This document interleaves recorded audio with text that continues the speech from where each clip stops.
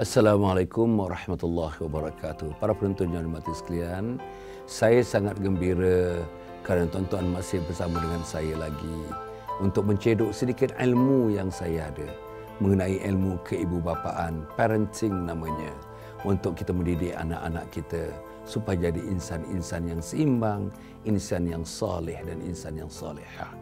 Iaitu kita membincangkan beberapa kesilapan mendidik anak dan cara-cara mengatasi kesilapan itu. Sekarang sudah masuk kesilapan yang ke-15 ini tuan-tuan dan puan-puan, ialah tidak menjadi role model. Mak bapak gagal menjadi role model. Apa arti role model tuan-tuan? Contoh. Anak-anak kita ni nak tengok contoh di mana tuan-tuan? Pakcik dia jauh, datuk dia lagi jauh, mungkin ada yang dah meninggal, kan? Nak cari misalnya ibu bapa teman-teman dia jauh. Nak cari misalnya nama-nama orang yang dipaparkan dalam akhbar, dalam magazin, dalam majalah, dalam buku-buku lagi jauh tuan-tuan dan puan-puan ya. Nama-nama besar itu lagi jauh. Pemimpin-pemimpin lagi jauh. Yang paling dekat dengan anak-anak ni tuan-tuan dan puan-puan ialah bapa-bapaknya, ialah ibu-ibunya. Yang paling dekat ialah ibunya sewaktu kecil. Yang paling dekat ialah bapa-bapaknya setelah anak itu mula menjadi remaja, mula dewasa dan sebagainya. Sebab itu tuan-tuan dan puan, tak menjadi role model artinya kita tidak mainkan peranan kita. Macam mana nak jadi role model? Role model dari segi kepimpinan, kita mesti tunjukkan tuan-tuan dan puan. Tunjuk kita mempunyai daya kepimpinan yang tinggi. Tunjuk mengenai kita mempunyai keupayaan memimpin.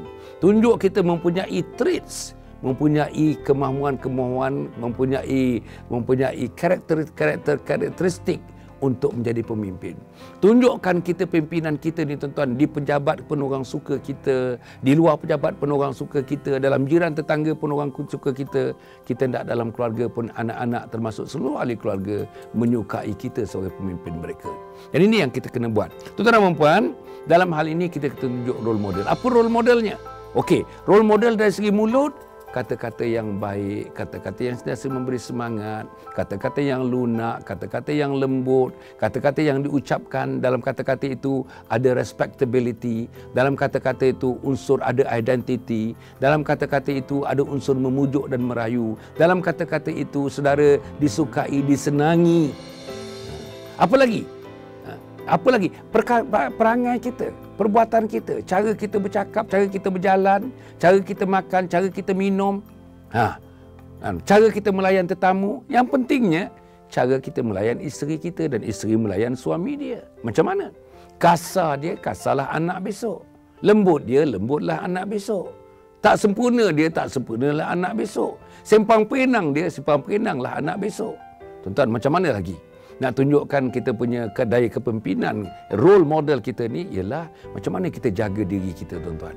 Kita punya personal grooming kita macam mana. Macam mana kita pakai baju, macam mana kita pakai pakaian-pakaian kita, macam mana kasut kita, macam mana berjalan kita, macam mana dengan orang, macam mana dengan sahabat, macam mana dengan ahli keluarga, macam mana kita bawa diri kita dalam majlis, macam mana kita duduk dalam majlis, macam mana kita diraikan dalam majlis. Seluruhnya menjadi tontonan kepada anak-anak kita. Sebab itu, anak nak tengok ibu dan ayah menjadi contoh-contoh yang dapat diteladani oleh anak-anak, diikuti oleh anak-anak, dihargai oleh anak-anak, sehingga kan anak-anak merasakan, oh, ayah akulah model yang pertama. Oh, mak akulah role model yang terbaik untuk aku ikuti.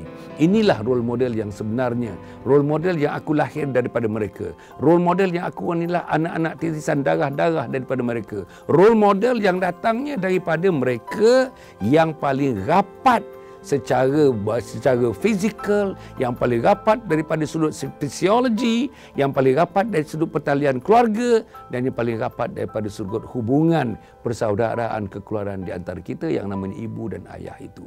Cukup setakat itu. Wassalamualaikum warahmatullahi wabarakatuh.